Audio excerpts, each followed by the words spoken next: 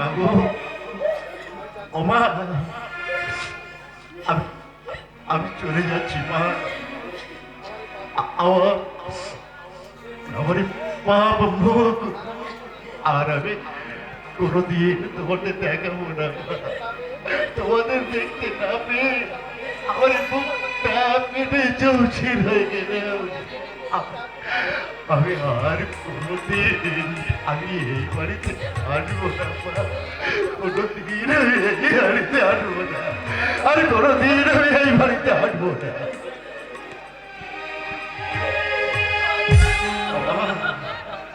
মাগো তোর কাছে আমার একটা মিনতি বাবার সঙ্গে একবার সেই হতভাগা মানুষটার সামনে গিয়ে তুই দাঁড়াবি না। অনেক আঘাত সে সহ্য করেছে, আর নতুন করে কোনো আঘাত সে সইতে পারবে না। ঠিক বলেছ মা, তুমি ঠিক বলেছ। আমি কোথায় বাবার সামনে গিয়ে দাঁড়ানো আমার কাজে ব্যাপার।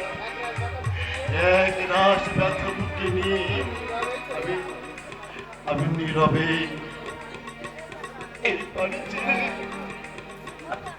আমি চলে যাচ্ছি মা, চলে যাচ্ছি। হলো দাদা যাওয়ার আগে আমি আমি তোমার কাছে শুধু একটা অনুরোধ করে যাচ্ছি দাদা, মা বাবাকে তুমি দেখো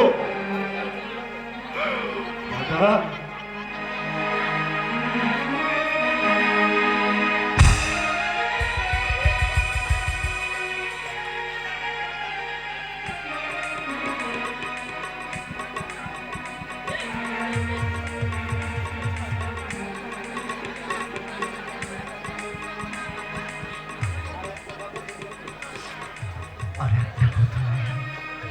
একটা কথা তুমি জেনে দেখো দাদা, ওই নারী নাগিনী যে বিষ উপড়ে দিয়ে আমার জীবনটাকে আজ মরুময় করে দিলে, তোমার জীবনটাও ওই নাগিনীর তীব্র বিষ নিঃশ্বাসে মরুময় হয়ে উঠবে। আর সেদিন মর্মে মর্মে উপলব্ধি করতে পারবে আলোকে উপেক্ষা করে আমি আর পিছনে চলে যাওয়ার পরিণাম ভীষণ কি ভয়ঙ্কর।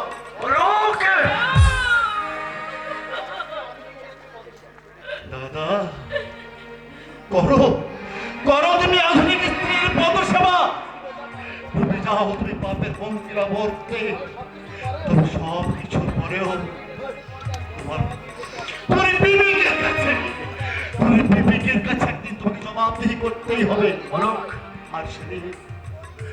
আর সেদিন তুমি মর্মে মর্মে উপলব্ধি করবে, তুমি মর্মে মর্মে উপলব্ধি করবে বাবাকে কাঁদিয়ে স্ত্রীর মুখে হাসি ফুটিয়ে দিতে চাও। পরিণাম কত ভীষণ কত ভয়ঙ্কর। বাবা মায়ের মনে দুঃখ দিয়ে কোনদিন দাদা হলো সন্তানে কোনদিন সুখী হতে পারে না।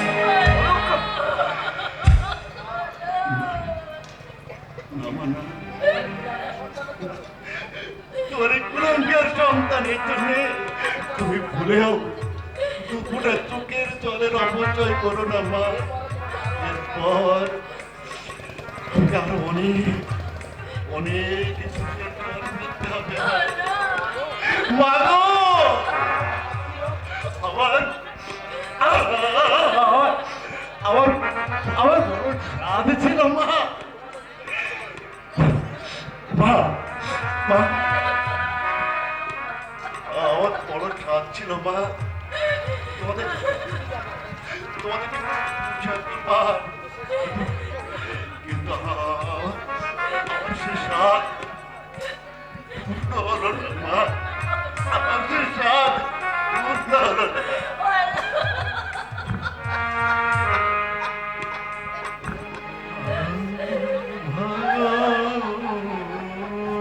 ভালোবাসা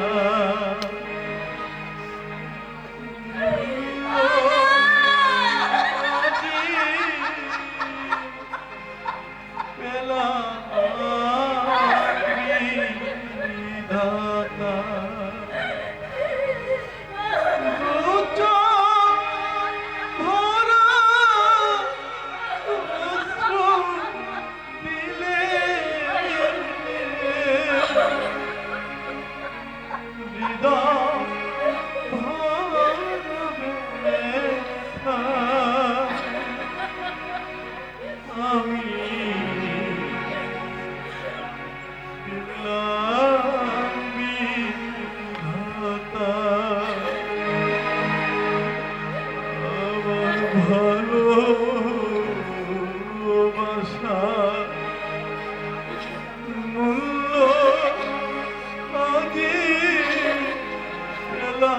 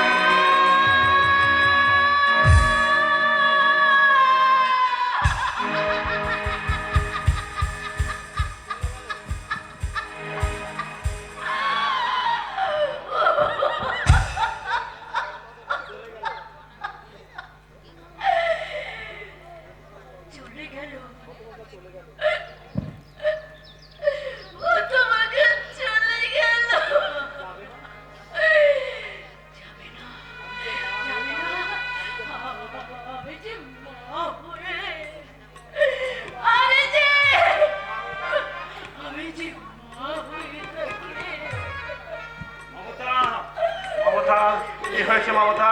অলক কাঁদতে কাঁদতে বাড়ি ছেড়ে বেরিয়ে গেল কেন? সে কথা তুমি জানতে চাও তো? আমি তোমাকে বলতে পারবো না। সে কথা তুমি সইতে পারবে না। তুমি বৃথায় ভয় পাচ্ছ মমতা। আঘাতে আঘাতে তার এই দেহটা ক্ষত বিক্ষত হয়ে গেছে, আর কোনো আঘাত তাকে নতুন করে স্পর্শ করতে পারবে না। কি হয়েছে, কি হয়েছে তুমি বলো? কেন কেন অলক এই বাড়ি ছেড়ে কাঁদতে কাঁদতে বেরিয়ে গেল? আমি জানি না, কোনো জানি না, কিছুই জানি না। মমতা, যা সত্য তা গোপন করে লাভ কি? কি সত্য? একদিন প্রকাশ হবেই। কি সত্য দেববৃন্দ? মানে অলকে তনুশ্রীকে একা পেয়ে ওই ইজ্জত লুট করতে চেয়েছে। আমি বিশ্বাস করি না। এর চেয়ে যদি বলতিস গঙ্গার জল শুকিয়ে গেছে দেখে এলাম, আমি হয়তো তাও বিশ্বাস করতাম, ভাবতাম প্রাকৃতিক বিপর্যয়ে তাও হয়তো সম্ভব, কিন্তু আমার অলক কখনো এত নিচে নামতে পারে না। ওরে তোদের সকলের যে আমি যে তাকে বেশি করে চিনি। তার মানে তুমি বলতে চাও যে অলক একেবারে ধোয়া তুলসীর মতো? হ্যাঁ হ্যাঁ রে হ্যাঁ, সে নিজে পুড়ে ছাই হতে জানে, কিন্তু কাউকে পুড়িয়ে ছাই করতে জানে না। পুরে অলকের বিবেকের কণা মাত্র যদি তোর মধ্যে থাকতো, তাহলে আমার ভাগ্য আকাশে আর তোর চোখের মেঘ জমা হতো না। দেখেছো তো, দেখেছো? ছোট ছেলে নামে কেমন ছাপাই যাচ্ছে। আসলে তোমাকে না একদম সহ্য করতে পারি। সে আমি জানি তো, আমার শোকরা মোটেই সহ্য করতে পারে না। আমাকে পথে বসে ওরা শান্তি পেতে চায়। এতে কি বলছিস খোকা? ওরে, তোদের দেওয়া সমস্ত লাঞ্ছনা গঞ্জনা মুখ বুজে সহ্য করেও আমরা জয় ঠাকুরের কাছে আমরা সব সময় তোদের মঙ্গল কামনা করি। ছাই করো, তোমরা যে